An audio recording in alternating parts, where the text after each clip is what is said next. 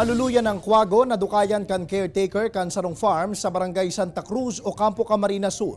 Uyan report ni Jessica Calinog. Nakubanan subuot ang caretaker na si Pidong kan Sarong Quago ang magbulaga sa Inda kan magbisita kasubanggi sa pigbabantayan na daga sa Barangay Santa Cruz o Campo Camarines Sur.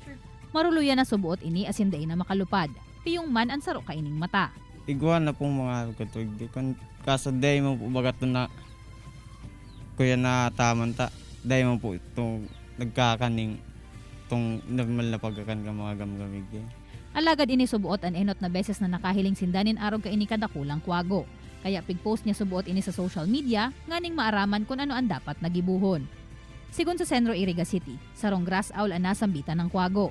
Nasa 50 cm subuot ang laba kan pakpaka ini asin nasa 0.550 kilos ang gabat. Muklat naman subuot ang sarong mata ka ini. Alagad maluya pa, dawa mayo manin injury. Kaya tulos naman subuot ining pigbiyahe pasiring sa Albay Park and Wildlife para sa maninigong atensyon asin aksyon. I-surrender na lang po guide sa kuya. Panganing mataman lang. Aning magdakulo po ang mga. Mientras tanto, sarong brown booby man ang pig-rescue kan pirang parasira sa Barangay Kalumpang, Milagros, Masbate.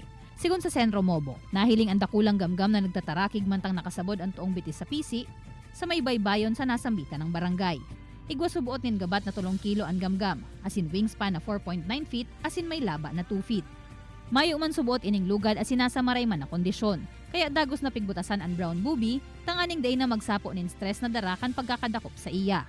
Mientras tanto pigtawan ang mga parasira nin Certificate of Wildlife Turnover huli sa pag-rescue kaini sa brown booby na pigkukonsiderar kan DENR Bicol como endangered species. Kaibanan si Gerald Gandia, Jessica Calinog, Balitang Bicolandia.